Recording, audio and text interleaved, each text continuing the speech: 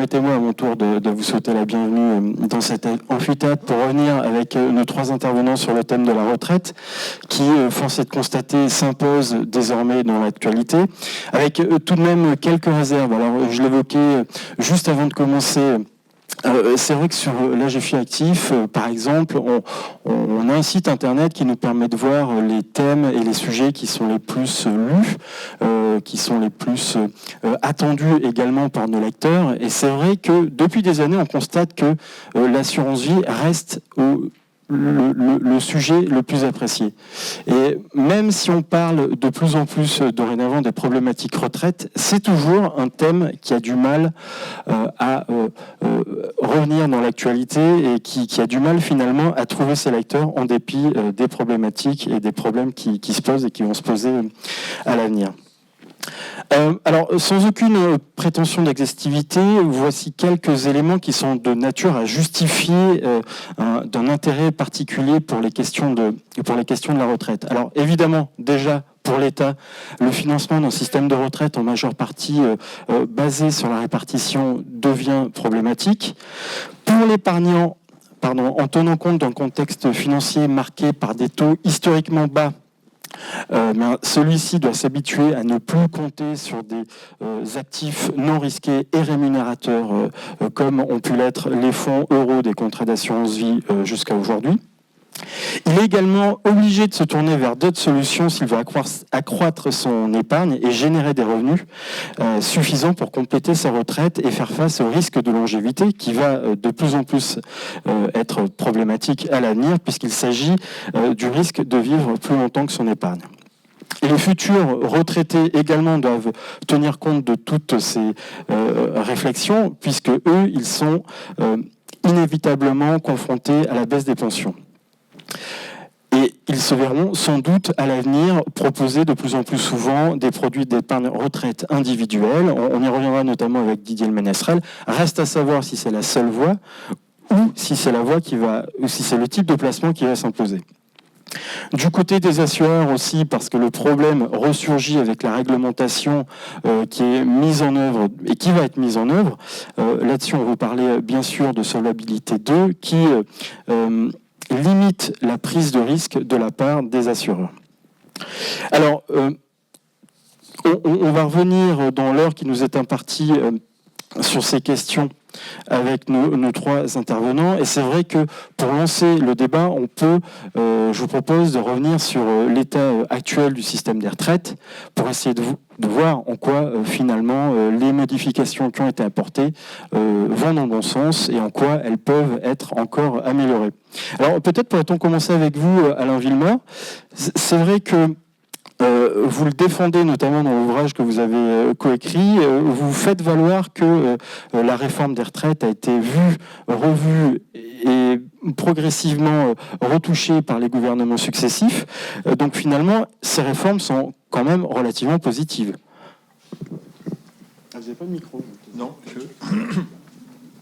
Merci. Merci, bonsoir à tous. Oui, bon, les réformes de retraite se sont succédées depuis 1993. Depuis la réforme Balladur, la réforme Fillon 2003, la réforme Sarkozy 2010, la réforme Hollande 2014, et puis on peut rajouter aussi la réforme de l'année passée sur les régimes Agirc-Arrco. Bon, toutes ces réformes ont été finalement tout à fait efficaces.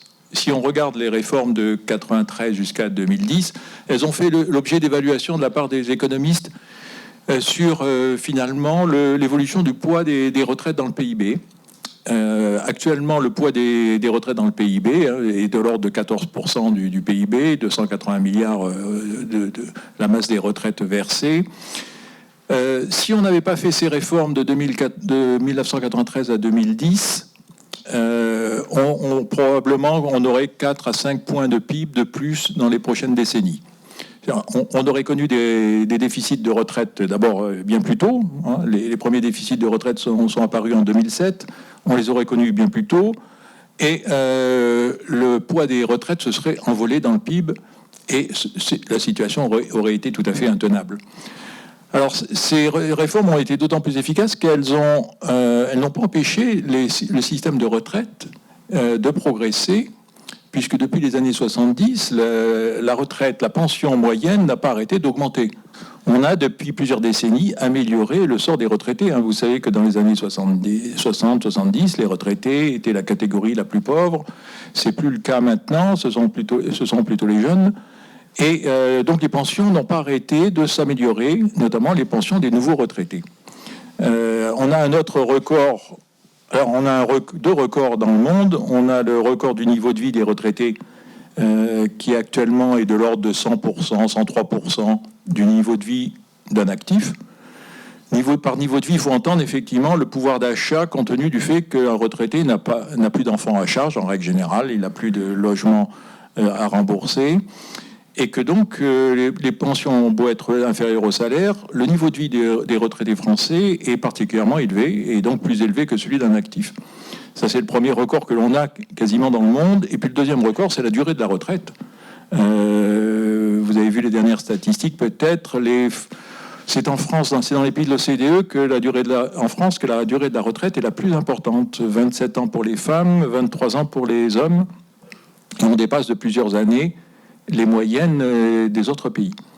Donc un système, on peut dire, qui a fonctionné de manière satisfaisante maintenant et qui, grâce aux réformes, finalement, a pu limiter le poids des retraites dans le PIB. Mais ça va changer. Ça va changer puisqu'on est maintenant, le mouvement va s'inverser. C'est-à-dire que dans les prochaines années, les nouveaux retraités percevront des retraites inférieures à celles de leurs prédécesseurs. Et quand on regarde les calculs, alors ça dépend évidemment des hypothèses macroéconomiques sur la croissance à venir, etc. Mais on peut admettre que les salaires vont continuer à augmenter avec la croissance. Par contre, les pensions n'augmenteront plus au rythme des salaires. Et donc, il va y avoir un décrochage progressif. Ce décrochage commence à se manifester dès maintenant. Et il va se manifester et il va s'amplifier dans les prochaines décennies. Alors, un ordre de grandeur, c'est qu'on estime qu'en 2050, 2060, le pouvoir d'achat des retraités aura décroché de l'ordre de 20%. Avec des hypothèses raisonnables de croissance, mais le retraité perdra 20% du niveau de vie par rapport à l'actif qui aura vu son pouvoir d'achat continuer à progresser. On va continuer à se le passer. Peut-être, est-ce que je peux avoir votre avis, votre retour également sur l'état de la réforme des retraites tel qu'il est aujourd'hui ? Moi, je ne suis pas aussi optimiste. Alors, vous n'êtes pas optimiste, non. Vous dites qu'on a fait des réformes. Mais je pense qu'il y en a une qu'on a complètement ratée. C'est celle de la prise de conscience.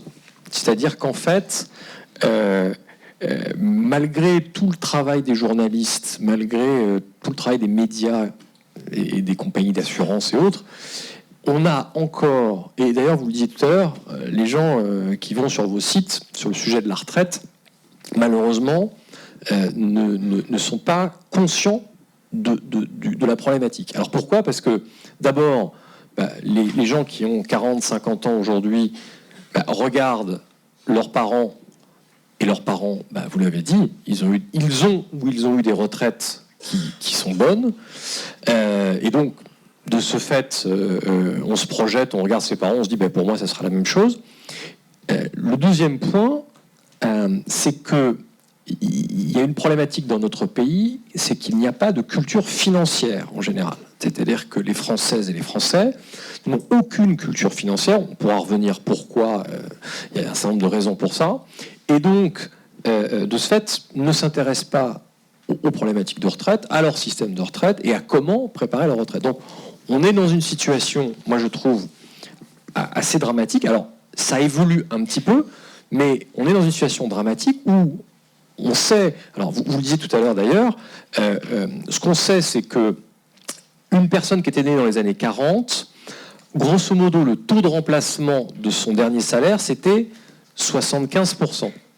Une personne qui est née dans les années 90, le taux de remplacement, c'est-à-dire la pension de retraite qui lui sera servie, avoisinera les 50% de son dernier salaire avec des hypothèses plutôt optimistes. Et donc, vous l'avez tout à fait dit, on va vers ce problème qui n'est pas appréhendé. Alors, on en parle, on en discute, on échange, mais il n'est pas encore appréhendé comme, alors je vais employer des termes peut-être très forts, mais comme c'est le drame de notre société.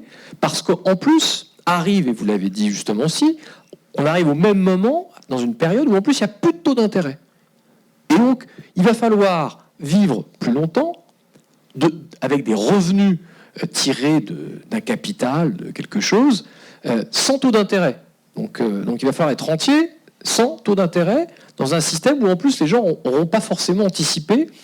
Et voilà, donc là on est dans une situation, je pense, quand on regarde les années qui viennent, et ça va aller vite, ça va aller très vite, on est dans une situation très préoccupante. Didier Le Ménestrel.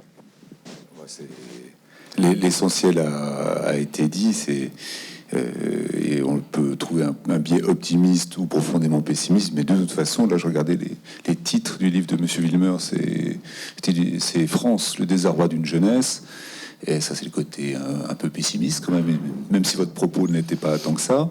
Et nous on a fait un bouquin avec Damien Pelé qui est au fond, et nous c'est retraite bâtissons notre avenir, donc ça rejoint exactement le propos, c'est que le constat, il est assez factuel, il n'est pas très compliqué à faire. Celui qui, dans les années 70, a commencé à tirer la sonnette d'alarme, je me souviens de Denis Kessler, j'ai relu des documents, à la fin des années 70, là, il fallait être visionnaire, avoir vraiment un très bon niveau en statistique. Aujourd'hui, le calcul est assez simple.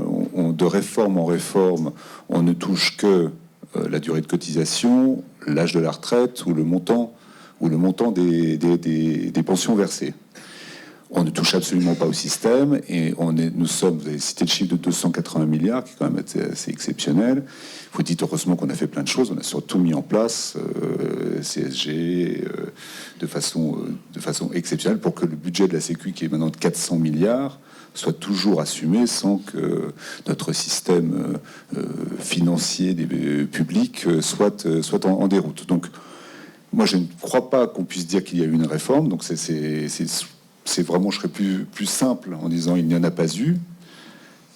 Et il y a eu, on a mis des rustines, mais on n'a absolument pas changé quelque chose qui a fondé notre système actuel, qui est la retraite par répartition, qui est vraiment le fondement absolument indéracinable de notre système de retraite aujourd'hui. Et moi, j'aime à dire, parce qu'il faut toujours frapper les esprits, les seuls pays qui n'ont fait aucune réforme depuis 20 ans, c'est la France et la Grèce. Et je vous rappelle qu'on a tous dit, oh, ces Grecs, qu'est-ce qu'ils sont arriérés, vraiment, grosso modo, piquons leur retraite, ils l'ont bien mérité. Il y a vraiment un sujet, il y a un sujet de société qui recouvre ce que vient de dire Olivier, qui est, pour l'instant, en tout cas, la transparence sur le sujet des retraites n'est absolument pas présente dans le monde français que nous connaissons, mais en règle générale, la transparence sur les déficits de retraite globalement n'est pas faite, et ça serait sûrement une des premières mesures à faire mettre en évidence, et que chaque pays affiche quel est, selon des mêmes normes, le déficit qu'il a vis-à-vis de ses habitants, de ses nationaux. Et je pense que ça serait une très bonne première chose à faire, parce que même les États-Unis, qui sont très en avance, en tout cas dans la perception du devoir futur vis-à-vis de leurs citoyens, affichent des déficits qui les expriment, et sur lesquels, en tout cas, ils essaient de trouver des solutions. Monsieur Wilmer veut tout de suite réagir. Oui, je ne crois pas être particulièrement optimiste, mais il faut constater que les réformes ont été quand même, à mon avis, ont porté beaucoup de fruits, mais on est face à un mur, et nous plaidons dans cet ouvrage, nous plaidons pour une réforme importante. Deux éléments. Le premier, c'est que la jeunesse n'a pas confiance dans le système de retraite. 80% des jeunes pensent qu'ils bénéficieront d'une retraite bien plus faible, et ils ont raison. N'ont pas confiance même carrément dans la survie du système de retraite. Et le deuxième élément, c'est que de notre point de vue, la baisse qui se profile, qui commence, la baisse des pensions, économiquement est absurde, et qu'il nous faut retrouver un autre système, et c'est le système d'épargne retraite. Et donc on plaide évidemment pour une réforme importante, une réforme systémique. Jusqu'à maintenant, on a fait des réformes paramétriques, ce qui peut donner l'illusion qu'on n'a pas changé fondamentalement le système. Néanmoins, je crois que c'est quand même une erreur. On a fait beaucoup évoluer le système, mais on est maintenant face, à mon avis, à une réforme systémique. Vous avez un chiffre, vous avez cité le chiffre de 14% du PIB dédié, pris pour le système de retraite. Dans l'OCDE, je trouve la statistique est dans le bouquin, c'est de l'ordre de 7%. Et en fait, tous les pays qui font un effort important vont plutôt entre 8 et 10% du PIB, ce qui n'a pas de valeur statistique autre que de comparer les pays entre eux. 4% de points de PIB, on est quand même à 80 milliards, c'est beaucoup, beaucoup d'argent. Tout à fait. Mais n'oubliez pas qu'on a actuellement les meilleures pensions et les plus longues. Bon, donc il faut bien les payer quelque part. Après, c'est un choix de société. Je vous propose d'avancer. Alors c'est vrai que j'ai bien retenu tout ce que vous avez dit. C'est vrai que le système des retraites est menacé, donc ça peut être à l'origine une source d'anxiété. En revanche, je suis totalement d'accord avec vous, Monsieur Marie. C'est vrai que pour la majorité des jeunes actifs de 35 à 40 ans, c'est absolument pas une priorité. C'est-à-dire, c'est même pas une priorité, c'est que c'est pas du tout même une réflexion. Alors, comment vous, dans vos entreprises commerciales, comment vous essayez de sensibiliser votre clientèle à cette problématique ? Moi, je réponds très très vite. Nous ne pouvons pas les mobiliser autrement qu'en leur vendant l'idée qu'en capitalisant sur très long terme, on peut se faire une cagnotte. Mais notre rôle s'arrête là. Et c'est là où clairement, on passe la main à ceux qui sont capables d'assumer dans la durée le fait un jour de pouvoir verser la rente. Donc nos clients sont moins touchés par ce type de réflexion, même si... Mais oui, justement, quand vous écrivez ce livre, il y a quand même un objectif, c'est d'essayer peut-être de vendre cette problématique à vos partenaires financiers également. Pourquoi est-ce qu'on a écrit ce bouquin ? C'est justement pour... on a voulu avant tout se battre contre l'aversion au risque et montrer que... risque rimant avec rentabilité, c'est un sujet de société pour les retraites. Mais on va dire que ça en termes d'actes commerçants, hormis le fait d'être plein de bon sens, et ça s'arrête là, parce que je ne peux pas assumer, hormis le fait de dire que je gère la retraite des Français, je ne peux pas assumer le fait de dire venez chez moi pour traiter votre retraite. Vous voyez, oui, bien sûr. Alors, voyons avec un acteur qui est particulièrement concerné, avec AXA par exemple. Alors, d'abord, chez AXA, nous, c'est un thème sur lequel on a, depuis maintenant beaucoup d'années, investi, beaucoup en formation. Donc, on est maintenant le premier acteur en matière de retraite individuelle avec les PERP, les Madelin et autres. Et je dirais qu'on a trois choses qu'on essaie de faire. La première chose, c'est d'expliquer à des épargnants de 35-40 ans, d'abord ce que c'est que la période de la retraite. Qu'est-ce que c'est qu'une période de retraite avec, je dirais, trois périodes. La première où on va profiter, une période entre 65 et 70 ans. Une deuxième période un peu plus calme. Puis une troisième période qui, malheureusement, souvent est une période où on est face à la dépendance. Et donc, avec des coûts qui sont des coûts que les Français commencent un tout petit peu à entrevoir.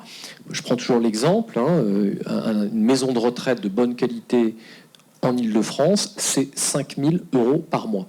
Bon, ça, les Français, aujourd'hui, ne maîtrisent pas ce sujet-là. Donc le premier sujet, c'est déjà d'expliquer ça, sans tomber dans la peur, mais être dans la pédagogie.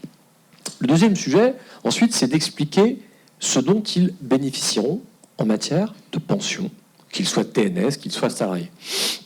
Alors, sur les TNS, c'est un peu plus facile parce qu'il y a déjà cette culture comme quoi, d'ailleurs un peu schématique, c'est « j'aurai rien ». Bon. Et donc, vous allez voir un artisan, un commerçant, un médecin, ils ont ça. Pour les salariés, c'est dramatique, c'est très compliqué. Moi, je fais ce métier depuis quelques années. Il y a quelques années, vous avez des gens qui disaient « moi, j'ai la caisse des cadres, j'ai de l'agir, vous comprenez, alors venez pas m'embêter avec ça ». Donc, deuxième point, expliquer et projeter ces pensions de retraite. Et ça, c'est aussi très compliqué parce que les clients en question ont un dossier dans un coin avec leurs points, ils ne savent pas exactement ce qui va se passer. Donc ça, c'est un deuxième élément. Et puis le troisième élément, ce qu'expliquait Didier tout à l'heure, c'est qu'il va falloir avoir de la pédagogie sur comment on peut épargner sur le long terme et avec un problème que je martèle régulièrement, c'est que on sort d'un demi-siècle de produits miracles, qui étaient les SICAV monétaires, les fonds euros.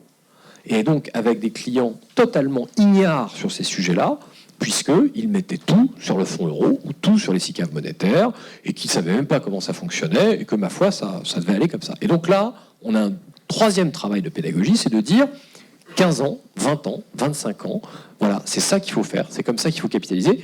Mais dans ce cadre-là, il va falloir avoir une stratégie de gestion qui ne soit pas du tout celle que vous avez eue pendant les dernières décennies ou que vos parents ont eu. Et là, il y a un vrai travail. J'entends bien, mais alors par exemple chez AXA, comment faire pour expliquer à vos clients qu'il faut impérativement se désintoxiquer des fonds euros, même maintenant? Vous savez, d'abord, c'est pas simple, mais je pense que encore une fois, c'est de la pédagogie par rapport à des projections, par rapport à des taux d'intérêt et par rapport à ce qui va se passer dans les années qui viennent. C'est d'arriver à expliquer avec des mots simples, parce qu'il faut être quand même assez basique, mais que par rapport à 10 ans, 15 ans, 20 ans, quand vous avez un horizon de placement sur la retraite qui est de 10 ou 15 ou 20 ans, voilà, il va falloir commencer à expliquer que dans ce cadre-là, il y a des classes d'actifs qu'il va falloir aller chercher, qui ne sont pas forcément celles qu'on est allé chercher au préalable, et qu'on sort d'une période en plus de baisse de taux historique depuis des décennies, et que la période qui est devant nous ne sera pas la même, forcément. Pour revenir sur ce que vous évoquez sur la dépendance, est-ce que c'est un plan qui monte en puissance chez vous, ou est-ce que c'est déjà quelque chose qui est bien installé au niveau de vos équipes commerciales? Parce qu'on est encore, finalement, on est dans la dernière phase de la retraite. Non, ça fait des années qu'on travaille sur ce sujet. Ça fait des années qu'on essaye Alors, pour nous, c'est un élément clé. Maintenant, vous dire que que c'est ancré dans nos pratiques et que c'est un discours, c'est très compliqué de parler de dépendance. C'est très compliqué. C'est un sujet, je ne sais pas si certains d'entre vous ont été face à ce sujet. Moi, je suis personnellement touché par ce sujet en ce moment. C'est un sujet qui est juste, qu'on a envie d'exclure de son esprit, qu'on n'a absolument pas envie d'envisager. Donc, avoir une discussion entre un client et un conseiller autour de ce thème, c'est extrêmement compliqué.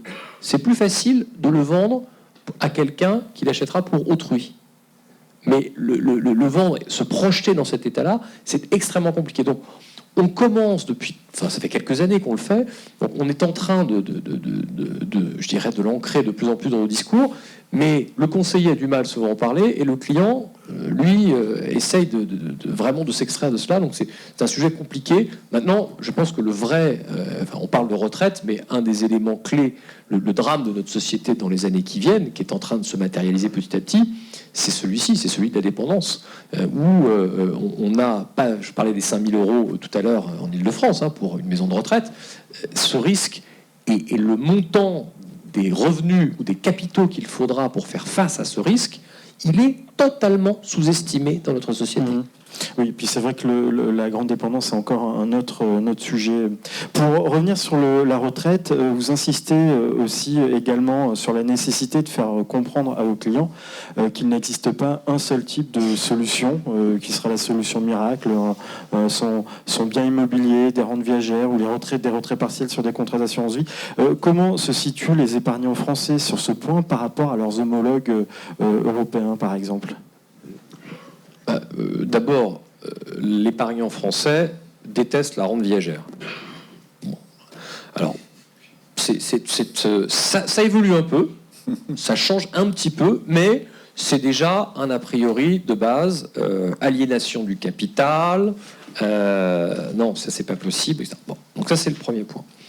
Le deuxième point, c'est que on a un espèce de truc qui s'appelle le fonds euro, qui est un système quand même qui, sur les dernières années, était liquide, garanti, performant, et qui donc avait une espèce de martingale où les gens s'y sont habitués et se disent que, ma foi, c'est quand même un truc pas mal. Donc, petit à petit, il faut essayer de les désintoxiquer de cette martingale, ce qui n'est pas évident. Donc, par rapport aux épargnants européens, je pense que ça dépend d'abord des pays d'Europe, mais d'abord, il n'y a pas cette culture financière. Donc ça, c'est le premier point. Quand vous regardez dans certains autres pays, il y a déjà une culture financière, il y a un appétit pour cette matière, il y a de l'éducation financière aussi à l'école. Nous, il y a tous ces sujets-là. L'éducation financière, c'est un sujet qui n'existe pas. Il n'y en a pas à l'école, il n'y en a pas dans la vie courante, etc. etc. Et puis, donc de ce fait, vous avez l'assurance vie, le fonds euro. Et puis l'autre point, c'est l'immobilier, la chambre de bonne, où je vais tirer des revenus. Et ça, c'est quand même donc c'est les deux, je dirais les deux jambes sur lesquelles les épargnants français marchent, avec par rapport aux épargnants européens, des pays où la rente viagère est beaucoup plus rentrée dans les mœurs, et puis des pays aussi où il y a une culture financière, où on investit, où on va aller voir des gestionnaires d'actifs pour préparer sa retraite. Oui, alors justement, on arrive au niveau européen. Daniel Ménestrel, vous qui avez étudié, notamment pour votre livre, les différents systèmes de retraite, est-ce que vous pouvez nous en dire plus? Il y en a peut-être certains qui fonctionnent un petit peu mieux que le nôtre. Oui, c'est plutôt... Alors, en tout cas... Il y a ceux qui se sont réformés et ceux qui ne l'ont pas fait. Alors, on a déjà cité France et Grèce.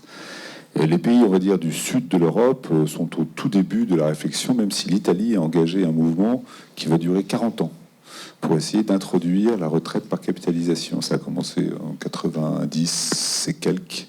Et donc, c'est pour un mouvement 2035 à peu près.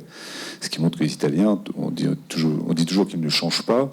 Mais quand même, ils ont mis la bonne petite graine qui est déjà d'essayer de sortir de système de répartition qui pèse sur la masse, sur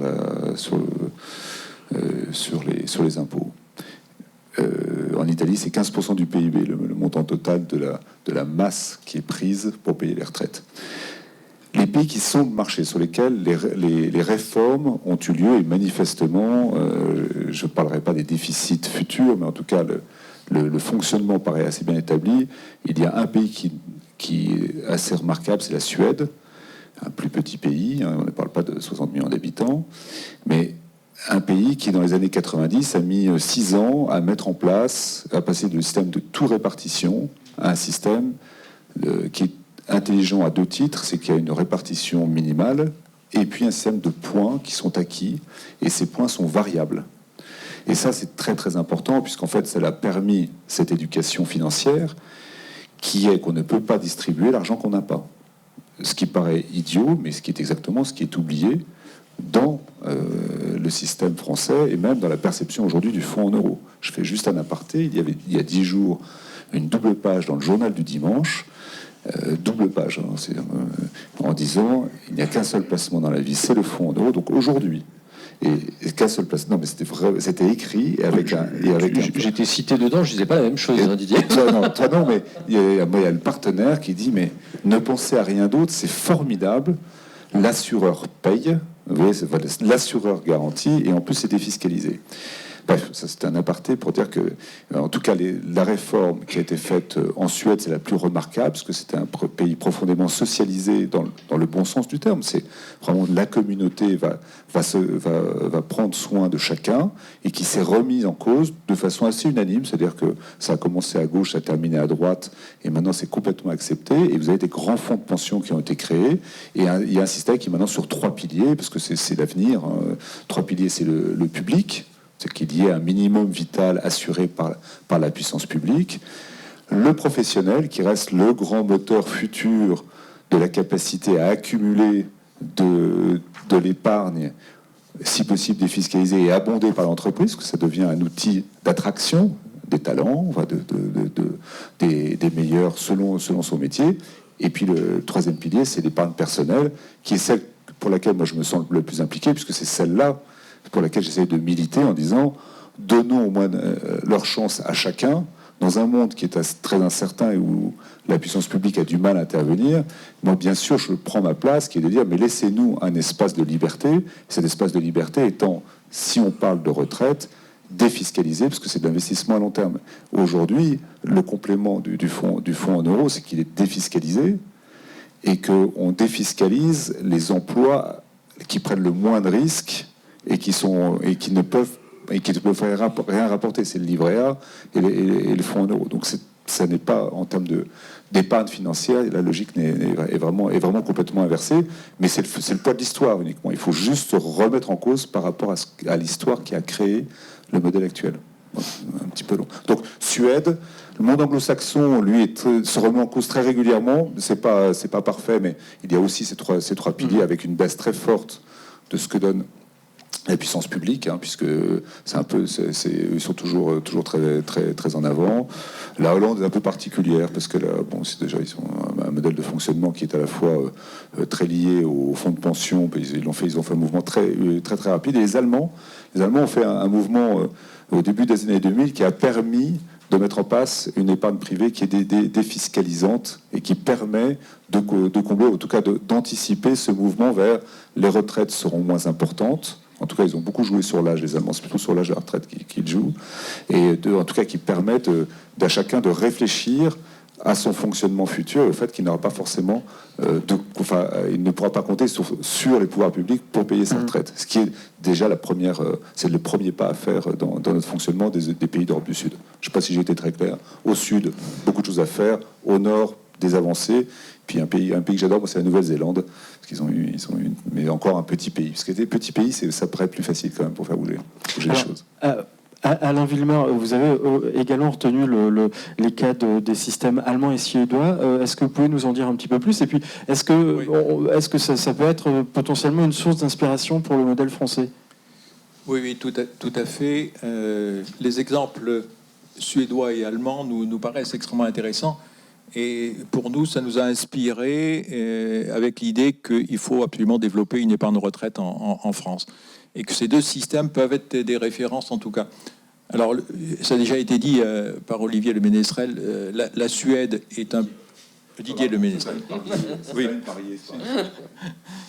La Suède est tout à fait intéressante parce que c'est un pays qui était proche de nous et qui, au début des années 90, avait un système de retraite avec un nombre incroyable de caisses de retraite, des déficits dans les régimes de retraite, etc., et qui a fait un vrai bing bang pour transformer le système en un système avec caisse unique, alors compte notionnel, et puis qui a introduit la capitalisation. Alors si on veut développer la capitalisation, donc le système est surtout par répartition, mais il y a 10%, en gros 10% des cotisations qui vont dans des fonds de pension, dans les comptes perso, avec des stratégies différentes, des possibilités de choix de stratégies d'actifs, etc. Ce qui est aussi intéressant, c'est le système allemand, qui est une autre philosophie. Ça n'est pas obligatoire. La retraite par capitalisation n'est pas obligatoire, mais elle a été introduite effectivement par les contrats Rester en 2002. Et de notre point de vue, c'est extrêmement intéressant parce que vous avez maintenant 40% des actifs allemands qui ont une épargne retraite par capitalisation supplémentaire. Et avec effectivement un certain nombre d'avantages fiscaux qui peuvent même être finalement assez importants. Alors il y a un chiffre qui nous a inspiré, c'est parce qu'on est avec les Allemands, on est dans le même type de raisonnement. Les Allemands, le système de retraite allemand va générer des retraites inférieures dans les prochaines décennies. Donc la retraite allemande va baisser par rapport à l'évolution du salaire. Donc on est dans le cas qui est en train de nous arriver. Par contre, ils ont commencé il y a 10 ans, et donc ils ont vu l'épargne retraite comme un moyen d'essayer de stabiliser les pensions. C'est-à-dire l'épargne retraite doit compenser la baisse prévisible des pensions par rapport au salaire. Et donc, on a regardé de près, il y a des résultats tout à fait intéressants. C'est qu'ils estiment, par exemple, qu'avec 4% de cotisation, 4% du revenu en cotisation, versé par un salarié pendant 45 ans, ça permettra de compenser la baisse prévisible des pensions. C'est-à-dire, en gros, de maintenir les pensions dans les prochaines décennies. Voilà, alors c'est quelque chose qui est intéressant. 4% de cotisation, c'est pas négligeable. Hein. C'est pas non plus hors de portée. Et ça permet en Allemagne de maîtriser, disons, la baisse, de contrecarrer la baisse des pensions. Bon, alors moi je suis directeur scientifique d'une chaire universitaire où on essaye de faire des études un peu comparables pour voir dans le système français quel serait le taux de cotisation, pour simplifier, quel serait le taux de cotisation qu'il faudrait préconisés pour contrecarrer la baisse prévisible des pensions dans les prochaines décennies. Alors la bonne nouvelle, c'est qu'on peut peut-être ne pas monter à 4%. Ça reste à vérifier. Notamment si on continue à reculer l'âge de la retraite. Il est évident que le problème, si on recule l'âge de la retraite, on a besoin d'une épargne retraite plus faible pour compenser la future baisse des pensions. Donc il faut jouer à la fois sur l'épargne retraite et il faut jouer aussi sur le recul de l'âge de la retraite. Il y a juste un point dans les hypothèses qui sont faites aujourd'hui. Je ne sais pas si c'est sur celle-là que vous vous basez. Les hypothèses qui sont développées par le corps, donc ils ont quand même. Enfin, moi, quand je lis ces hypothèses, c'est notamment le scénario central, c'est 1,5% de croissance et un chômage à 5% de la population. Il y a des hypothèses à 7,5. Hein. Oui, ouf. Ah oui, mais ce sont des fous qui les écrivent, celle-là. Mais enfin, il y a un scénario central quand même à 1,5 et 5 de chômage. Bon, ce qu'on est en train de voir aujourd'hui, c'est que malheureusement, on risque effectivement d'avoir des chômeurs et des chômeurs qui restent chômeurs pendant des périodes assez longues. On a cette problématique en plus de jeunes qui rentrent sur le marché du travail et qui ont du mal à rentrer sur le marché du travail. On a des carrières à trous. Et tout ça va faire que je pense, malheureusement, la situation risque d'être pire que ce qui peut être anticipé dans un certain nombre de cas. Donc ça c'est un premier point, moi, sur lequel je pense qu'il faut qu'on réfléchisse. Ensuite, moi, je vais pas faire de la pub, mais il y a des produits aujourd'hui en France, et notamment il y en a un. Alors certains peut-être ne l'apprécient pas, mais moi, je pense qu'il y a aujourd'hui, à travers les dispositifs Madelin déjà, mais aussi un dispositif très mal connu, très peu connu, qui est le PERP. Le PERP, alors, moi j'en parle facilement parce que le PERP, quand j'ai pris mes fonctions il y a quelques années, chez AXA France, on collectait, bon an, mal an, 150, 200 millions d'euros sur le PERP. Cette année, on va collecter plus de 750 millions d'euros sur ce produit. Ce produit, il permet à un salarié de défiscaliser ses cotisations. C'est un premier point. Le deuxième point, durant la phase de constitution, on peut mettre financièrement ce qu'on veut dans un PERP. C'est-à-dire qu'on n'est pas obligé de mettre ce fameux fonds euro. D'ailleurs, nous, aujourd'hui, les clients qui rentrent sur un PERP vont mettre près de 50% d'unités de compte sur ce PERP avec une gestion très long terme, etc. À la sortie, donc on sort à 80% en rente viagère, mais on peut sortir, on a 20% en capital. Il y a un certain nombre d'autres avantages que je ne vais pas évoquer ici en termes de fiscalité, etc. Mais on a déjà des dispositifs qui sont quand même des dispositifs, moi je trouve, intéressants, très très peu utilisés par les Français, parce que les Français sont très peu équipés avec ce genre de choses, très méconnus, et puis, encore une fois, avec une culture financière faible qui fait que, quand ils regardent ce genre de produit, il y en a un certain nombre qui, sur 20 ans, 30 ans, vont se mettre à 100% sur le fonds euro, ce qui n'est certainement pas ce qu'il faut faire. Oui, effectivement, je vous rejoins sur l'idée en vertu de laquelle, effectivement, il y a déjà plein d'outils finalement qui existent en matière d'épargne retraite. Article 83. Bon, force est de constater que ça marche pas forcément très bien, que tout ça est encore une fois vampirisé par l'assurance vie, jusqu'à ce que ça échange éventuellement au niveau du législateur. Pour revenir sur vos hypothèses de travail, Alain Villemeur, vous m'avez parlé notamment des calculs que vous avez élaborés. Sur ce qui concerne le départ, par exemple l'âge de départ à la retraite, pour équilibrer les résultats. Est-ce que vous pouvez nous en dire un petit peu plus ou pas? Oui, donc l'idée est, on est face à un mouvement, et la suivante, c'est on est face à un mouvement de recul de l'âge de la retraite. Tout le monde l'a bien compris. On voit avec les réformes Agirc-Arrco, bon, en gros, tous les salariés vont être incités à partir après 63 ans. Parce qu'avant 63 ans, il y a évidemment il y a des pénalités tout à fait importantes, hein, des baisses de pension de l'ordre de 14-15% un minimum, etc. Bon, ce mouvement nous paraît inéluctable et il faudra aller au-delà des 63 ans. La Suède, l'âge moyen de départ à la retraite en Suède est de 65 ans, ce qui change radicalement la situation. Hein. Il faut bien voir que si en France, on avait un âge moyen de départ à la retraite en 65 ans, il n'y aurait pas de problème de déficit de retraite, etc. etc. Bon, donc, l'idée est de coupler une épargne retraite avec un recul de l'âge de la retraite. Et à ce moment-là, on peut penser que la baisse des pensions ne sera que de 10%, 5-10% par rapport au pouvoir d'achat des salariés. Donc, c'est quelque chose qui nous semble à ce moment-là tout à fait maîtrisable. Et donc, avec quel taux de chômage vous projetez ça? Non, enfin pour le moment on n'a pas besoin. Enfin, en gros, non, vous n'avez pas complètement tort, c'est l'hypothèse avec 7,5% de chômage, puisqu'on a repris un certain nombre de calculs du corps. Mais je ne pense pas que ce soit le vrai problème.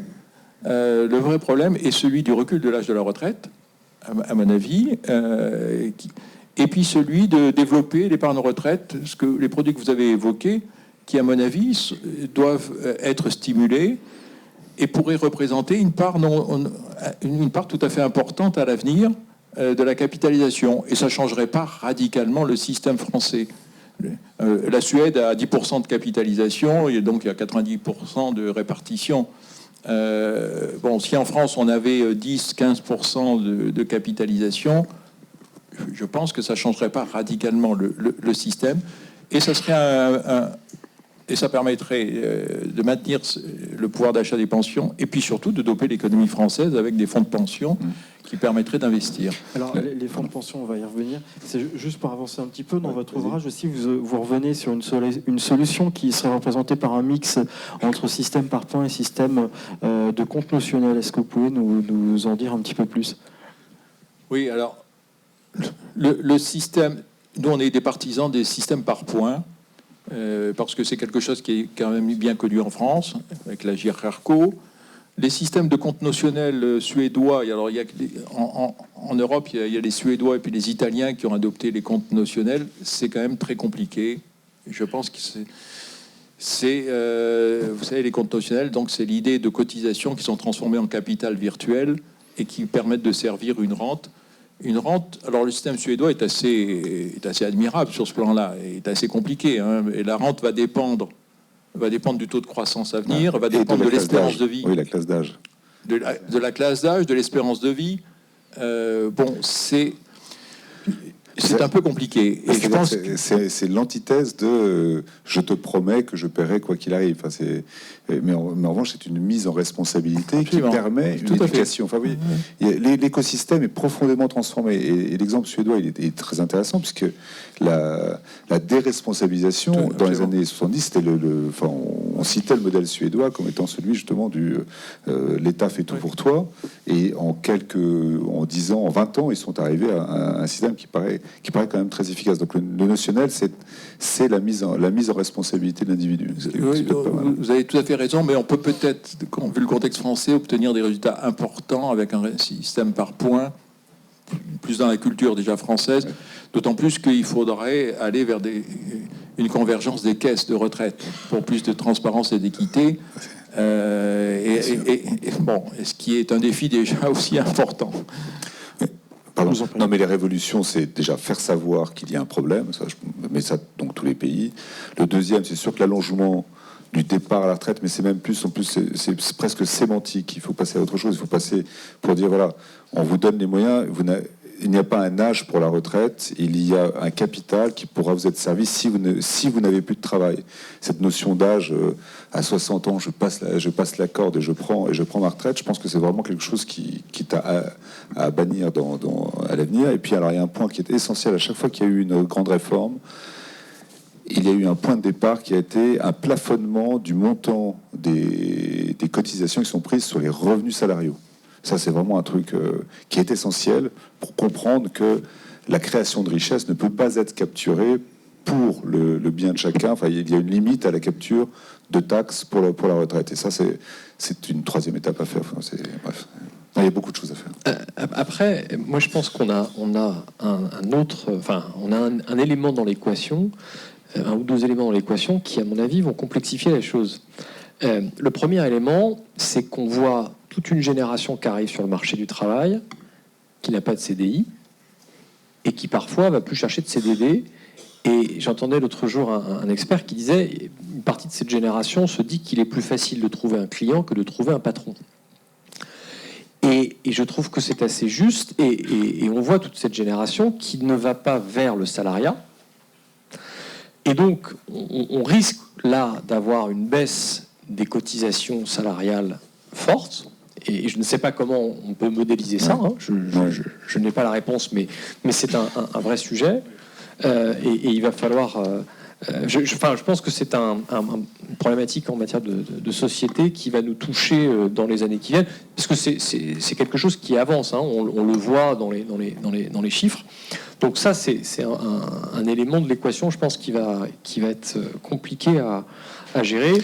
Bon, et puis ensuite, on le voit aussi sur ces carrières à trous où malheureusement il y a un certain nombre de cotisations qui n'arrivent pas. Alors, si on arrive sur les aspects plutôt pratiques, sur ce que vous allez distribuer, sur les produits que vous mettez en avant, est-ce que vous pensez que pour générer des revenus, une offre produit individuelle est la seule envisageable? Je dis ça parce que finalement, c'est ce qu'on retient de votre ouvrage, Monsieur le Ménestrel. C'est vrai qu'on a cette approche-là. Et puis, alors, ça sera cette question pour vous et aussi pour AXA. C'est vrai qu'il y a quelques années, vous aviez lancé des contrats variables annuities, alors qu'on appelle maintenant, en bon français, ça revenu garanti.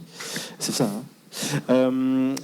Comment s'est comportée cette offre et est-ce qu'elle a véritablement rencontré son public? Parce que j'ai l'impression quand même, on parle beaucoup de retraite, d'offres, de produits et de retraite, mais je suis pas sûr que les produits soient suffisamment bien adaptés à la demande de la clientèle.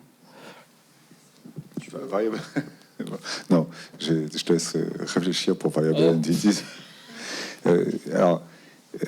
Moi, l'idée d'un produit individuel pour la retraite, c'est le petit bout de la lorgnette. Attention, ne nous trompons pas. Le produit individuel pour la retraite ne pourra pas pallier ou combler les manques de la société vis-à-vis de son engagement pour les plus pauvres dans la durée, pour les plus démunis, pour ceux qui n'ont pas grand-chose. En revanche, moi, j'ai un militantisme très affirmé sur la mise en place d'un produit individuel que je donne pour la retraite, parce que c'est une magnifique cause. C'est un produit individuel, c'est mettre un avantage fiscal pour l'investissement dans la durée sur des actifs à risque. Dit comme ça, dans un univers normalement constitué, ça paraît une évidence. Inciter les gens, l'individu à faire une épargne qui prend des risques dans la durée, la défiscaliser puisqu'on résout un problème qui est un problème de société, ça paraît vraiment d'une logique implacable. Le fait est qu'il n'y a plus aucun produit d'épargne défiscalisé de façon significative dans la durée, à part le plan d'épargne en action. Plan d'épargne en action, il n'y en a plus un ouvert ou quasiment, c'est plafonné à 150 000 €, c'est un problème pour c'est un sujet uniquement pour les gens quand même les plus riches, et ça n'a absolument aucune espèce de capacité à être mise en évidence pour la retraite future. C'est pour la retraite des gens les plus riches, ça, il n'y a pas de problème. En revanche, pour tout un chacun, il n'y a aucun produit individuel, j'ai mis individuel, sorti de l'assurance, parce que c'est là aussi, moi je milite, alors c'est pro-domo, mais c'est surtout sur le fait que je crois que il faut créer la responsabilité, donc il faut laisser à chacun le choix de choisir son biais défiscalisant ou son biais de conseil, parce que c'est une limitation des frais si on veut être tout seul, c'est un choix des frais que l'on veut prendre pour une offre de service, c'est un choix de la bonne rente au bon moment, alors que si je m'engage maintenant, je m'engage avec un tel qui va être un bon gérant, qui me servira une bonne rente, et je ne sais pas qui sera bon. Enfin, c'est une garantie que mon écosystème va être le plus complet possible face à un sujet de société qui est très important, qui est que dans 20, 30, 40 ans, vous avez, je sais pas, en France, on va avoir pas 30% des gens qui auront plus de 65 ans, que ça crée un déficit majeur de financement, si on pense que le financement sera exactement le même aujourd'hui que dans ces 25 ou 35 ans. Et donc, je veux pouvoir faciliter le fait que chacun, en étant conscient de ça, trouve une solution. Et quand je dis chacun, c'est des petits revenus comme les gros revenus. Les gros revenus, c'est moins de problème. Mais des petits revenus. Et le PERP, je reviens dessus, le PERP, par exemple, a une incitation fiscale qui est liée au montant d'impôt que vous payez. Donc, c'est QFD. Et les hauts revenus, ils font du PERP. Il n'y a pas de problème. Mais c'est pas très populaire, quoi. J'entends bien, mais responsabiliser les épargnants sur une épargne individuelle, c'est aussi reporter sur eux une partie du risque financier. Mais c'est passer du fonds en euros en unité de compte, et c'est justement aller plus loin, parce qu'il y a une nécessité d'éduquer. Enfin, ici, je pense que tout le monde est éduqué, mais regardez, on n'est pas très nombreux. Là, on parle de millions d'individus. Oui, mais alors justement, quelle garantie vous pouvez associer à ce type de produit ? Aucune. La seule chose que je puisse dire, c'est que l'écosystème doit être intelligent, doit créer de la valeur, et que les pouvoirs publics vont arrêter de piquer 40% des revenus qui ont été générés. C'est la seule chose que je puisse dire. Mais en aucun cas, je vais mettre une notion de garantie, puisque si j'ai une notion de garantie, je reviens... Une couverture financière. Mais les produits auront une promesse implicite avec une couverture alors, au lieu de dire sur 30 ans, on pourra faire 3%, parce que vous voyez, ça sera aujourd'hui ce qu'on dira, il dira, je ferai 1,5, bon, peut-être. Chacun fera comme il veut. C'est vrai qu'on s'écarte un peu du sujet, mais vous avez un de vos concurrents qui a lancé un produit justement avec une couverture pour couvrir le risque. Alors, pour revenir sur il faudrait qu'ils regardent en solvabilité 2 comment ça vole. Ouais, tout à fait. Pour revenir sur vos et c'est pour solvabilité 2 qu'il faut avoir un produit individuel. On va y venir sur solvabilité 2. Les contrats variables annuities, alors, succès ou échec? Avant de vous répondre, je vous en prie. Je voudrais juste dire qu'il y a un mécanisme sur le PERP, vous allez me dire que je vais faire une obsession, je fais une fixation sur le PERP, mais qui est un mécanisme assez intelligent où vous démarrez à 30 ans avec 90% d'unités de compte, et petit à petit, quand vous arrivez à 65 ans, vous sécurisez et vous mettez plutôt en fonds en euros, et ça permet de sécuriser plus on s'approche de la retraite pour à la fin avoir une rente et avoir sécurisé l'épargne, qui est un mécanisme qui n'est pas bête. Et moi, on n'est pas loin du variable annuities pour le coup. Est-ce que vous pouvez peut-être rappeler aux gens qui sont présents ce soir, parce que je ne suis pas sûr que tous connaissent le mécanisme. Oui, ça ne m'étonne pas d'ailleurs qu'ils ne le connaissent pas forcément, parce que c'est pas une offre qui a véritablement décollé, on va pas se dire de bêtises. Donc c'est un système assez simple où en fait on investit son épargne sur des unités de compte, mais avec un système de garantie qui fait que quoi qu'il arrive, on aura des revenus garantis à vie en fonction donc de ce qu'on a épargné, sans aliéner le capital. C'est-à-dire qu'on va se dire à 65 ans, par exemple, je vais avoir un revenu garanti à vie qui sera de 4% de mon capital. Quoi qu'il arrive, jusqu'à la fin de mes jours, j'aurai 4% de mon capital en revenu. Et bien évidemment, s'il reste un peu d'épargne à la fin, je le transmets à mes ayants droit. Bon. Mais je ne vais pas revenir sur le sujet. Pourquoi ça fonctionne? C'est une offre qui se développe, mais pas véritablement. Pourquoi, quand vous avez un fonds euro et que dans l'environnement passé, je ne me projette pas demain, mais dans l'environnement passé, que l'on vous dit, cher monsieur, ça vous sert du 3,5 ou du 4 à l'époque, faites des rachats partiels programmés sur ce fonds euro, qu'est-ce que vous allez vous emmerder, excusez-moi l'expression, à aller chercher un variable annuity que vous avez du mal à comprendre, qui est un peu compliqué, où il faut une heure pour un peu comprendre comment ça fonctionne. Vous avez ce fonds euro, vous avez depuis 20 ans, d'ailleurs il vous a apporté plutôt de bonnes choses, et vous vous dites, rachat programmé partiel sur mon fonds euro, ce qui était la solution universelle. Et malheureusement, aujourd'hui, ce qu'on explique à nos clients, et ce qu'on essaie d'expliquer, c'est que ce système-là, avec la baisse des taux, le fonds euro, ce que j'explique toujours, un fonds euro, ça marche très bien quand les taux sont hauts ou quand les taux baissent. Manifestement, dans les années qui viennent, on ne sera pas dans une ou l'autre de ces configurations. Alors, je reviendrai avec vous sur la question, le développement des contrats euro-croissance, qui pourrait aussi s'imposer pour vous et de vous donner plus de souplesse pour gérer les actifs financiers dans une optique de long terme. Didier Le Ménestrel, est-ce que je peux avoir votre avis, vous, sur ces contrats tant variables annuities qu'euro-croissance, par rapport à la solution que vous proposez? Variable inutile, moi comme je suis dans la capacité de les faire, enfin, moi je peux offrir une brique qui permettra dans le contrat d'introduire une part de performance qui sera prise dans le moment, mais c'est l'assureur qui peut s'engager de façon longue.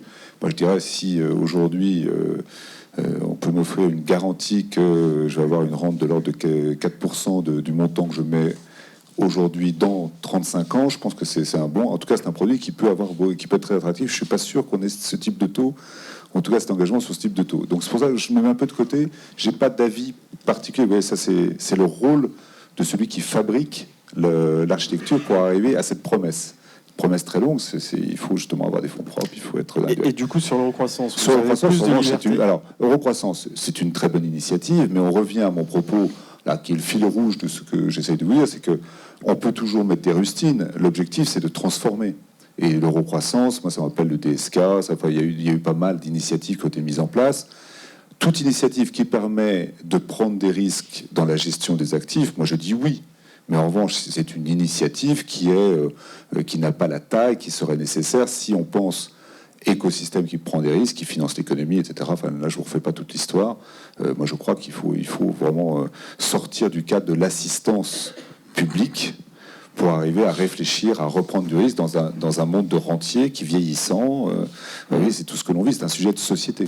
Et alors, du coup, AXA, je n'ai pas révisé les notes avant de venir. L'eurocroissance, vous y croyez ou pas? Vous l'avez en stock? Alors, il est prêt? Nous y croyons dans le cadre de la réforme qui est en train de s'organiser, c'est-à-dire que pour que dans l'environnement de taux actuel, l'eurocroissance ne pourra vraiment fonctionner que si on peut transférer de la richesse du fonds euro vers l'eurocroissance.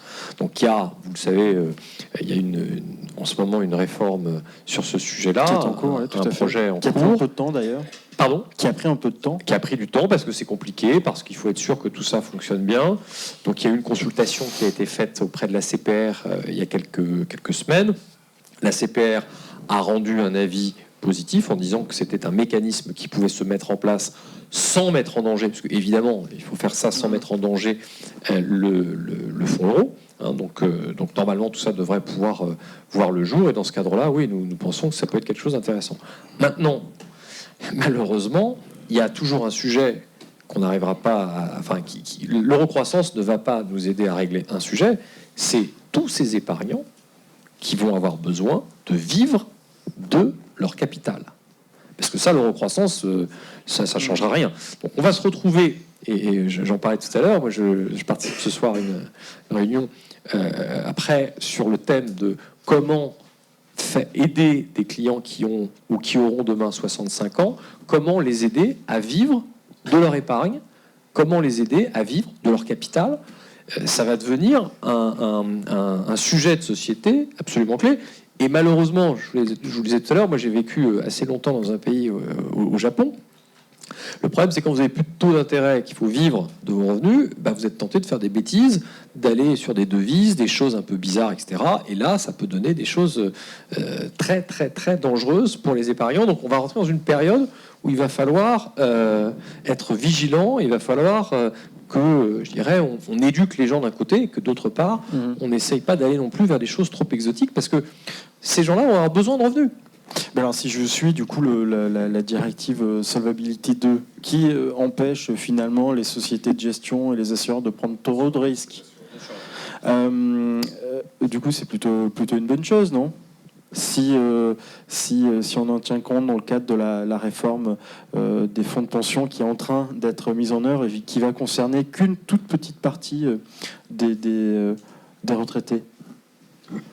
Je pense que on est en train de travailler, vous le savez, pour que justement sur les branches très longues, Solvabilité 2, il y a un système dérogatoire pour qu'on ne soit pas dans Solvabilité 2. Donc, on le voit sur les branches très longues. Ce qu'on disait tout à l'heure, il faut, quand on a du temps, il faut aller chercher certains actifs. Et donc, voilà, c'est pour ça que cette réforme sur les branches longues, elle est fondamentale. Et donc là, vous parlez de la réforme qui est prévue par la loi Sapin 2, hein, c'est ça? D'accord. Didier Ménestrel. Oui. Justement, vous, quelle est votre approche sur cette révision? Est-ce que vous pensez que déjà c'est un signe qui est envoyé par le gouvernement, qui est prêt à faire évoluer le système, mais pas totalement non de plus? toute façon, alors, inéluctablement, il y aura une remise, il y aura une refonte complète de notre système de retraite. C'est inéluctable et les chiffres on les évoque dès le début. Alors quand est-ce que ça viendra? Est-ce que ça viendra dans un moment de crise intense? Est-ce que ça viendra de façon plutôt sociétale avec une prise de conscience? Moi, j'en sais rien. Donc, mais tout ce qui permet déjà d'arrêter de geler tous ces actifs, de se geler, si vous ne prenez pas de risque aujourd'hui, vous gelez parce que vous n'avez pas de rémunération, vous ne les employez pas dans l'appareil productif, vous faites que les prêter à celui qui est censé être capable de vous le rembourser. Et encore, quand il est très capable de vous rembourser, à la limite, il vous pique un peu d'argent. Donc c'est vraiment un gel complet du système. Tout ce qui permet de sortir de ce gel du système, avec les risques, mais on a de bons professionnels, est à applaudir. Enfin, en tout cas, il faut dire que c'est très bien. Mais ça n'est qu'un petit début, ça n'est qu'un signe. Ça n'est absolument pas la réforme qui est nécessaire. La réforme nécessaire étant de s'avouer que notre système ne peut aller plus loin. Vous avez parlé du mur, et partager tout ça ensemble. C'est un des rares sujets de société aujourd'hui. Vous voyez, s'il y a bien quelque chose qui pourrait tous réunir, droite, gauche, etc., c'est vraiment ce sujet de comment est-ce qu'on va faire pour les plus âgés. La dépendance étant quelque chose de très bon pour attirer l'attention. La retraite, c'est moins facile parce qu'effectivement, on a tous habitué de voir la retraite. Ouais, c'est génial, je vais prendre ma retraite. Vous voyez, on veut pas c'est à la fois anxiogène et on veut pas s'en occuper, ça paraît pas crédible. C'est assez curieux finalement, comme quoi ça s'inscrit dans l'esprit des gens. Olivier Marie, pour revenir sur le PERP, alors vous allez me dire si je me trompe, mais moi j'ai retenu que dans le cadre de la loi, du projet de loi Sapin 2, qui doit faire l'objet d'une discussion par la voie accélérée, donc ça devrait, accélérée, ça peut quand même prendre 10 mois, Il faut pas 10 mois. Ouais. Donc j'ai retenu que les PERP, eux, allaient rester soumis à Solva 2. Vous avez bien compris. Donc depuis tout à l'heure, en fait, vous nous expliquez que le PERP présente un intérêt certain, mais si c'est soumis à solvabilité 2, donc les risques et la rémunération, le rendement que vous allez pouvoir aller chercher va quand même rester limité. Donc c'est assez gênant pour vous. Non, parce que justement, ce que je dis, c'est que sur les PERP, et nous c'est vraiment notre angle de travail, il faut que le client aille sur des unités de compte. Il est clair que sur les fonds euros, qui sont d'ailleurs des fonds euros, alors je ne vais pas être trop technique, mais qui sont dans des actifs cantonnés sur les PERP, là, on va avoir peut-être des rendements qui vont être un peu pénalisés par ça. Mais je dirais qu'on va dans la stratégie que l'on a auprès de nos clients, on est extrêmement vraiment positif sur le fait d'aller sur des unités de compte. Alors évidemment, ça dépend de l'horizon de placement, ça dépend du profil de risque du client, mais je le disais tout à l'heure, on ouvre des PERP aujourd'hui avec plus de 50% d'unités de compte. Alors justement, pour attirer vos clients, est-ce que c'est comme sur le fonds euro classique? Est-ce qu'il y a un système de bonification en fonction de la part UC prise dans l'investissement? C'est intéressant votre question, parce que sur le PERP, on n'a pas ce discours-là. Enfin, ce qu'on essaye de faire sur le PERP, c'est pas d'avoir un discours autour de ce type de sujet. C'est vraiment de dire, vous avez le temps, vous êtes là pour préparer votre retraite, vous avez un horizon de placement qui va être de 15-20 ans, donc la seule solution, c'est d'aller vers des actifs de ce type et d'avoir une stratégie de diversification. Et on a, ce discours. Ce qui est vrai aussi, c'est qu'il y a le discours fiscal, parce que c'est clair que quand vous êtes face à un client qui est en tranche marginale à 45%, qui met 10 000 euros et que tout de suite, il a 4 500 euros de réduction d'impôt, c'est sûr que c'est quelque chose qui va attirer. Mais le discours numéro 1, c'est vous avez du temps, donc allons sur ce type de support. Alain Villemeur, on va finir avec vous, puis on prendra quelques questions après. Que vous inspirent ces nouveaux produits, ces initiatives qui sont prises par les acteurs privés de l'épargne et de l'assurance? Je crois que c'est tout à fait positif, mais il va falloir changer d'échelle, à mon avis. si on veut vraiment aller vers une assurance, vers une épargne retraite importante, et si on veut que ça constitue un futur pilier du système. Je crois qu'on est dans une phase où il faut maintenant, de notre point de vue, c'est l'idée qu'on a défendue dans cet ouvrage, il faut aller vers un système d'épargne retraite très important, construire un troisième pilier en France de l'épargne retraite. Et ça suppose des changements importants. Alors, on a l'exemple suédois, on a l'exemple allemand également, où il ne faut pas oublier que donc en Allemagne, il y a 40% des salariés qui librement ont consenti une épargne retraite importante. Donc, ça doit nous inspirer. Alors, je pense qu'on est au début de vastes réformes. Par exemple, une épargne retraite ne se conçoit que si le rendement financier est quand même assez important. Or, quand on regarde ce qui se passe dans les pays comme la Suède et l'Allemagne, ils ont obtenu sur des périodes longues des rendements de plus de 4%. Et ça ne vous paraît pas impossible? Sur période longue. Sur période longue, mais ça suppose évidemment de s'affranchir un peu de solvabilité 2, ça suppose les fonds de pension à la française avec la possibilité d'investir dans les actions internationales. Mais en même temps, on va être confronté au défi de sécuriser ces placements. Et là, on a les exemples aussi. Je pense qu'à l'étranger, ils se sont posé cette question. En Suède, par exemple, vous avez, avant 55 ans, on vous recommande d'investir donc l'épargne retraite dans les actions internationales. Après 55 ans, c'est dans les actions des entreprises nationales. Mais alors, qui joue ce rôle finalement? Qui fait passer l'information? En l'occurrence, en Suède, c'est l'État.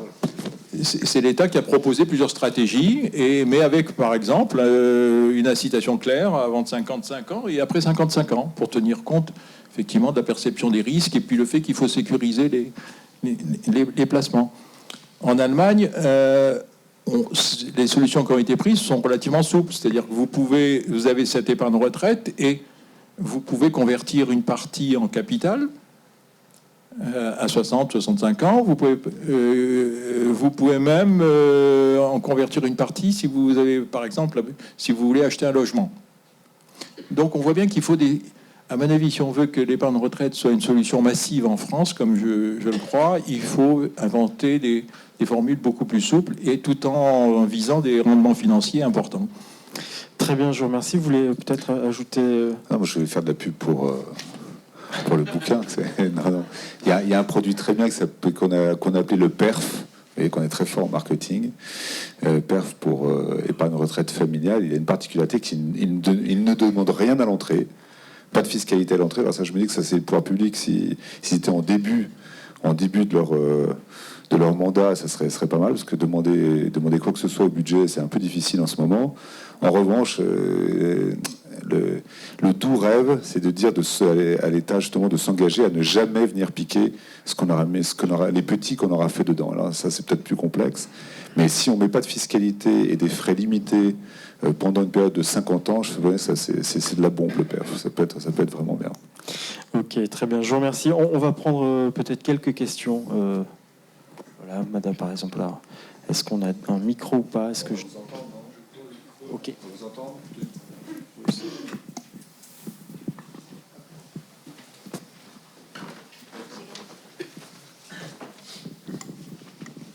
Bonsoir, vous avez parlé donc du système des retraites, de la technicité des produits, mais il y a un volet éducatif qui est fort. En France, on ne parle pas d'argent dans le système scolaire, on n'en parle pas beaucoup plus à l'université.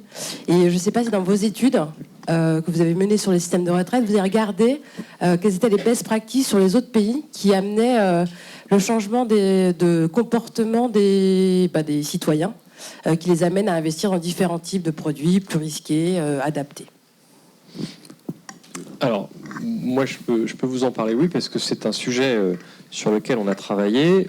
Moi, j'ai vécu aussi en Grande-Bretagne et puis j'ai travaillé aussi sur le marché australien. Donc, évidemment, dans un certain nombre de ces pays, il y a un volet éducatif dès l'école où on a un volet éducatif sur ce qu'est l'épargne, sur comment on se comporte par rapport à l'argent.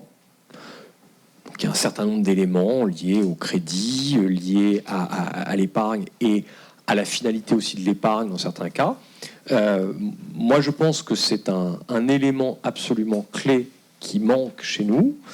Et puis, je pense qu'il y a un élément qui est assez intéressant, c'est que quand vous regardez, en fait, tous ces éléments, toutes ces notions, moi, je faisais réviser il y a un an le bac économie de mon fils. Et en fait, il était très fort en macroéconomie, les mécanismes, les crises, etc. Et puis, j'essayais de lui expliquer ce que c'était que des intérêts composés. Alors, 0. Par contre, derrière, on faisait des maths et il était excellent en suite numérique. Mais de savoir que ça, c'était les intérêts composés, il ne savait pas. Bon. Et donc, ces notions, ils peuvent les avoir, les jeunes, mais à aucun moment, il y a un endroit, un moment où on cristallise ces éléments-là et on donne une éducation financière, un certain nombre d'éléments de base, comme c'est fait dans d'autres pays, hein, où on a ces éléments de base qui commencent assez jeunes et qui permettent tout au long de la scolarité de comprendre un peu comment tout ça fonctionne.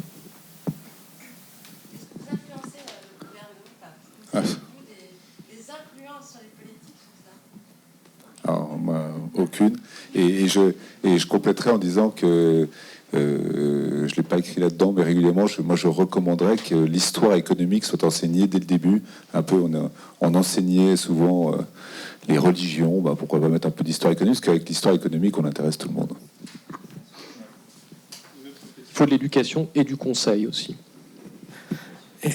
Bonjour, je voulais vous demander par rapport aux hypothèses sur les fluctuations des marchés dans les 20 années à venir, de la variable démographique. Parce que moi, j'avais entendu depuis pas mal d'années qu'à partir entre 2015 et 2020, il allait y avoir une pression à la baisse sur les marchés, due au fait, vous le souligniez tout à l'heure, qu'on demande de distribuer pas mal de revenus sur le capital. Donc à partir du moment où le capital, on l'investit moins, c'est-à-dire c'est toutes les années baby-boom aux États-Unis, les marchés boursiers ont énormément monté. Justement, grâce à cet effet, on amenait beaucoup d'argent sur les marchés pour se constituer une retraite. Et aujourd'hui, on devient un petit peu tireur là-dessus. Donc qu'est-ce que vous en pensez? Je crois qu'en tout cas, vous avez raison dans l'affirmation que si les marchés ne sont que des phénomènes de flux, il faut y faire attention. Les marchés les plus matures et dans les populations les plus vieilles, les flux ne pourront pas entretenir le marché. L'avantage, c'est qu'on a ouvert les frontières et qu'on peut imaginer qu'il y a de la création d'épargne ailleurs et de nouvelles générations. Vous savez que le nombre d'habitants augmente à travers la planète à peu près tous les jours. Et on peut imaginer, par exemple, vous parlez du marché américain, que l'épargne mondiale se retrouve sur ce marché en fonction de critères économiques plus qu'en termes de flux. Mais à iso-croissance, c'est sûr qu'on va être plutôt dans un schéma dans les pays développés de tirer sur l'épargne qui a été constituée plutôt que de la créer. Mais entre-temps, vous avez 4 milliards d'Asiatiques qui vont peut-être arriver à passer de, ça va dire $7 000 de PIB par habitant à 20 000, ce qui créerait quand même un énorme boom de capacité à investir. Donc, à la fois, oui, c'est une des données, mais en aucun cas, j'en tirerais comme conséquence qu'il faut absolument partir des marchés parce que l'argent va s'en aller. C'est comme, vous pourriez dire une chose sur l'immobilier. Enfin, oui, en revanche, vous avez raison, les maisons de campagne en France, c'est difficile. Je disais pas partir, je disais juste être prudent et se dire que les flux sont moins favorables. En tout cas, alors, je vais vous dire oui, la démographie est un point clé du dynamisme d'une économie et des marchés. Ce qui revient à peu près au même sujet. Si on regarde sur le marché français, moi, en tant qu'assureur vie, on a une part de marché importante. Ce qui est intéressant, c'est qu'en fait, et on a un vieux book, d'assurance vie, c'est qu'on est sur nos fonds euros, alors peut-être que c'est pas le cas de tous les acteurs, mais sur des cash flows très négatifs, pour les raisons que vous évoquez, alors pour les décès, les besoins en retraite, etc. Par contre, on est sur des cash flows très positifs en unité de compte parce que le taux d'épargne français ne bouge pas, 15%, et les épargnants sont en train de bouger plutôt vers des unités de compte. Donc, voilà. Est-ce que ça sera stable dans le temps et on aura une migration des flux d'épargnants vers des unités de compte sur le long terme, on verra, mais c'est ce que nous, on voit aujourd'hui. Alors, non, je crois que en tant qu'économiste, je suis très partagé parce que à chaque fois qu'il y a un économiste qui soutient que ça pourrait provoquer un mouvement de hausse, il y en a un autre qui va vous soutenir l'inverse. Ça n'a rien d'évident. Je crois que ça n'a rien d'évident que si on se projette dans les prochaines décennies, il n'y a qu'une chose de sûr, c'est qu'avec le vieillissement de la population, le patrimoine des seniors va se concentrer. Si on ne réforme pas ces pratiques-là, le patrimoine des seniors va être de plus en plus concentré chez les plus de 60 ans. Et il y a une loi physiologique ou psychologique bien connue, c'est qu'au fur et à mesure qu'on vieillit, on est attiré par les rendements plus sûrs et que donc on prend moins de risques. Et donc ça, je pense que c'est réellement bien établi. Le reste est plus difficile à anticiper. Bonsoir. Je voulais simplement vous évoquer les produits d'investissement long terme, et notamment le nouvel agrément LTIF depuis janvier 2016, et avec ceci la réforme sur Solvency 2 et la capacité d'avoir d'ailleurs un impact réduit sur le SCR. Est-ce que vous avez une stratégie d'investissement sur le sujet, et deux, est-ce qu'il y a un lobby quelconque pour avoir un impact fiscal positif sur ce genre d'investissement? Tout ce qui, en fait, le point clé par rapport à l'épargne retraite et par rapport à l'épargne longue, c'est de sortir de Solva 2. C'est-à-dire qu'on voit bien, parce qu'en plus d'ailleurs, dans d'autres pays, dans un certain nombre d'autres pays hors qui ne sont pas régis par Solva 2, les instituts de retraite ont des systèmes qui font qu'ils n'ont pas ces contraintes-là. Donc, évidemment, en termes de la profession, sur tout ce qui est épargne longue, branche longue, le but est de ne pas être dans un système Solva 2 pour ne pas se retrouver dans une configuration où vous êtes complètement contraint en matière d'investissement. Et en matière de lobbying, l'AFG va faire des propositions mais tactiquement, attend, on va dire une deuxième partie 2017. Oui, parce que, en matière de fiscalité, c'est toujours les nouveaux mandats qui s'y mettent. Donc la réflexion de fond, mais qui est une réflexion qu'on peut tous partager, c'est que la fiscalité ne marche pas très bien aujourd'hui, puisqu'elle favorise les placements courts et pas le long, et qu'elle est généralement trop élevée. Donc les deux thèmes, c'est arriver à uniformiser la fiscalité de l'épargne, qui a créé un phénomène très simple, c'est qu'il n'y a plus un seul compte en bourse qui s'ouvre aujourd'hui. Et donc diminuer cette fiscalité de l'épargne, on va dire classique, favoriser l'épargne longue. Alors ça pourrait être des LTIF, mais ça peut être des produits d'épargne retraite, des évolutions de l'existant. Quant à fiscaliser le livret A, on n'y est pas encore, parce que ça, c'est intouchable. Mais ça serait quand même l'idée, quoi. Théoriquement, le livret A devrait être à 0 et devrait être fiscalisé dès qu'il prend 0,5, parce qu'il n'y a aucune raison que l'épargne courte soit défiscalisée. Enfin bon, mais c'est un autre sujet. Voilà, d'abord, en ce qui concerne l'éducation, je suis tout à fait d'accord. C'est terrifiant dans le secondaire comment les profs parlent de l'éducation financière et de la finance. C'est un peu mieux dans le supérieur parce que les profs travaillent plus avec les professionnels. Ça, c'est une remarque à part. Deuxième question, comment vous allez éviter le mis-selling? Parce que plus ça devient compliqué, plus il y aura de mis-selling. Dans les autres pays, ça a été vu. Et quand vous faites en éducation financière, expliquer à quelqu'un qui a investi dans AXA France Action 7 000 euros en mars 2000, est-ce qu'il a aujourd'hui? Quand je dis à France Action, c'est un exemple. Un exemple. Au hasard.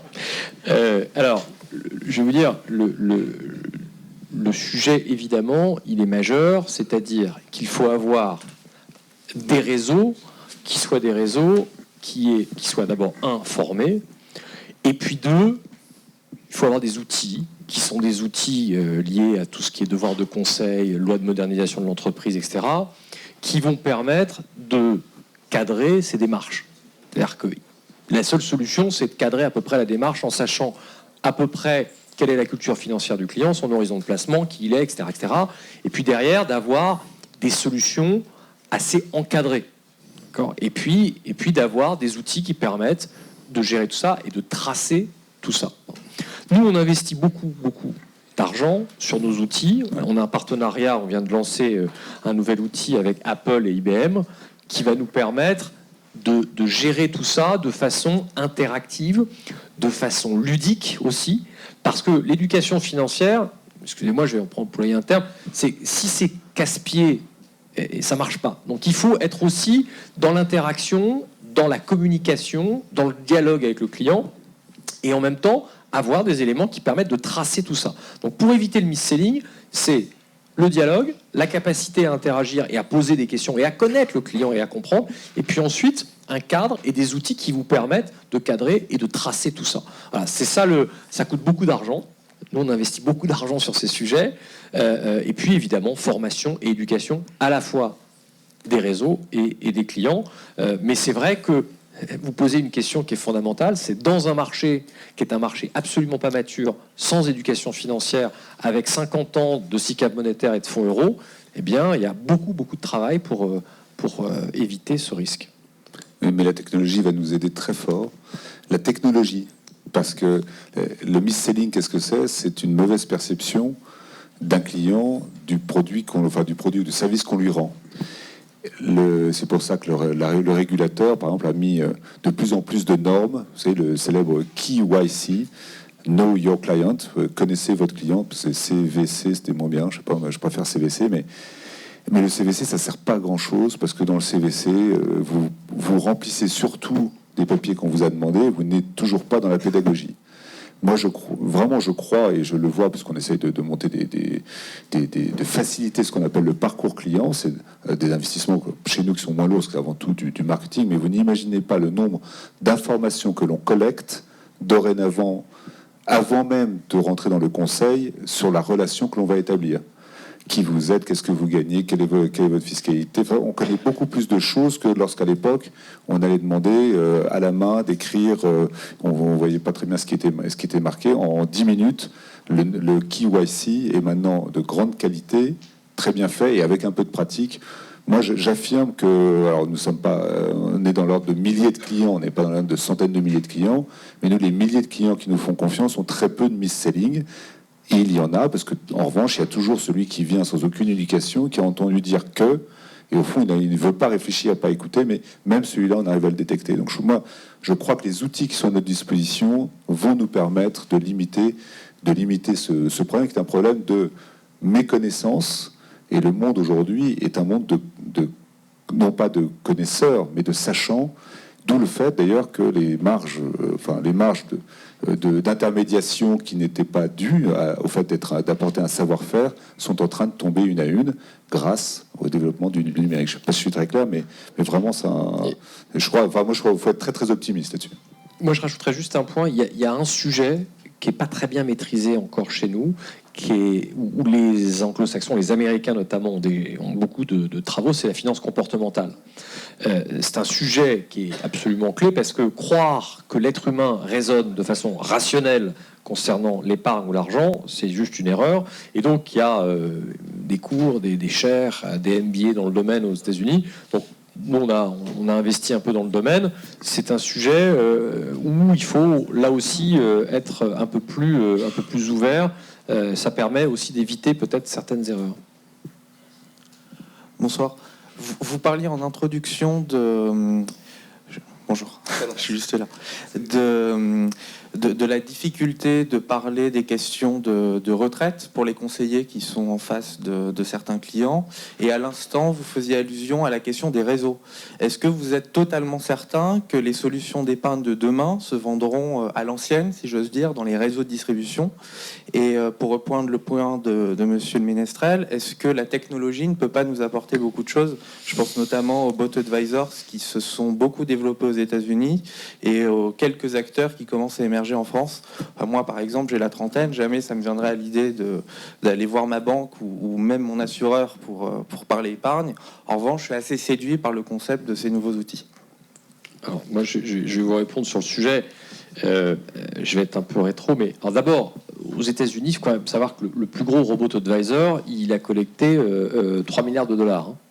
Donc on est sur des toutes petites sommes pour le moment. Le deuxième point, c'est que, et je ne m'en réjouis pas, mais tant que la culture financière des Français sera ce qu'elle est, je ne les vois pas aujourd'hui, et d'ailleurs ça ne décolle pas, aller sur un site. Alors, vous êtes un contre-exemple parfait parce que vous êtes cultivé, vous connaissez ça par cœur, et donc de ce fait, vous vous dites le conseil que l'on va m'apporter dans ce domaine, je dirais, ne sera pas à la hauteur du coût ou de ce qu'on me demandera de payer. Le sujet, c'est qu'on se dit dans ce cadre-là, c'est que avec Internet, avec les robots advisors, etc., l'asymétrie du savoir qu'on avait dans le passé est rompue. Sauf que sur l'épargne financière, enfin sur l'épargne, pardon, je pense que pour le moment, en tout cas, moi je parle des 5-6 prochaines années, l'éducation est tellement faible en France, la connaissance est tellement faible, que cette asymétrie du savoir, on va continuer à l'avoir. Alors combien de temps ? Je ne sais pas, mais en tout cas, moi je pense que pour les quelques années qui viennent, en tout cas, cette asymétrie du savoir sera là, et donc qu'un conseil physique sera nécessaire, ça c'est le premier point. Et le deuxième point, l'ennemi, le grand ennemi de la préparation à la retraite, c'est la procrastination. Hein, l'être humain dit, je vais m'en occuper, mais je vais m'en occuper plus tard. Et il n'y a pas d'effet déclencheur, c'est un produit qu'on achète. Hein, c'est un produit qu'on vend, pardon, pas qu'on achète. C'est pas une assurance automobile. Et donc, tant qu'on n'aura pas des réseaux et des hommes et des femmes qui iront voir les clients en les convainquant, en leur expliquant et en leur disant bon sang, c'est maintenant, arrêtez de remettre ce truc-là, je pense que les réseaux physiques ont encore beaucoup d'avenir. Et je rajouterais, alors, avec une vision peut-être plus optimiste, parce que la jeune génération, oui, vous avez raison, alors vous êtes en haut de la jeune génération, ça c'est bravo, parce que vous êtes volontaire, mais la jeune génération, elle, sera en fait, désintermédiera toute relation qui ne lui est pas utile. Mais restera, alors ça, moi j'en suis sûr, la procrastination, angoisse, restera avec un lien personnel dès qu'elle aura un sujet réel et sérieux, un peu comme on va plus voir son généraliste parce qu'on a la plupart des réponses, mais on va voir son spécialiste quand ça devient vraiment, vraiment inquiétant. Donc les deux cohabitent très bien, il faut juste que la valeur ajoutée des uns et des autres soit positionnée au bon endroit. Et aux États-Unis, parce que Wealthfront c'est quand même est plus important que ça, mais le vrai robot advisor où il n'y a aucun lien, où c'est complètement désintermédié, où c'est low cost, en fait c'est très peu de choses et très vite il s'associe à des réseaux de vendeurs. Enfin, donc Wealthfront, c'est 3 milliards de dollars de collecte. Moi j'avais 15 en tête, mais bon, en tout cas c'est vrai que ça reste pour l'instant pas très important. Et j'ai entendu parler récemment d'une transaction qui s'est faite entre un advisor automatisé, alors on peut l'appeler robot advisor. Il conseillait les plans de retraite américains et il s'est associé à un gérant qui lui avait de la distribution mass affluente. Enfin, oui, les deux vont ensemble. En matière d'épargne, il est vrai que le lien de confiance, il vaut toujours quelque chose. C'est peut-être comportemental et ça sera peut-être tué, mais ça sera dans très longtemps. En revanche, je pense que le know your client, le savoir-faire de base, tout ça, vous avez complètement raison. Ça n'a plus beaucoup de sens, mais bon, il reste beaucoup de place pour la sophistication. C'est le principal lien sur la retraite de la part de nos chers CGP, c'est avant tout de reconstituer. Donc c'est de la procrastination avant tout, c'est reconstituer la retraite et essayer de montrer comment on peut être efficient fiscalement, ce qui pour l'instant n'est pas fait par le robot. Mais là où j'adhère totalement, c'est la valeur ajoutée. C'est clair que les conseillers ou les réseaux qui fonctionneraient demain comme ils fonctionnaient avant, c'est-à-dire des vendeurs sans vrai... Enfin, si certains n'avaient pas de valeur ajoutée, dans le monde de demain, c'est clair que ça ne marche plus. C'est vraiment une expertise, une valeur ajoutée. D'ailleurs, nous, on le voit sur nos conseillers qui se spécialisent sur la retraite. De plus en plus, ils ont une connaissance de ces systèmes de retraite, des systèmes obligatoires et des différents mécanismes de préparation à la retraite qui est extrêmement... Enfin, ils sont extrêmement experts. Et il y en a des systèmes en France, donc ils ont beaucoup de choses à raconter. On prend une dernière question. Bonsoir monsieur. J'ai une question concernant le PERP et l'assurance vie, donc les deux produits qu'on a bien parlé ce soir. J'ai personnellement par exemple une assurance vie et je sais que si je n'utilise pas les sommes qui sont sur ce produit, je pourrais le transmettre en fait si je ne les utilise pas. Par contre, pour le PERP, qu'est-ce qui se passe si les personnes n'utilisent pas en fait, s'ils n'arrivent pas à cet âge pour pouvoir profiter en fait de leur produit PERP? Alors, donc on parle du PERP. Le PERP, bien évidemment, l'épargne constituée est transmise à un ayant droit. Comme voilà, on est dans le cadre. Enfin, ce qu'il faut surtout se dire, c'est que cette épargne, quoi qu'il arrive, vous est acquise ou est acquise à vos ayants droit. Donc, ça sera à aucun moment, que ce soit, je dirais, si vous arrive quelque chose, à aucun moment cette somme ne sera à fond perdu. Elle sera transmise à vos ayants droit.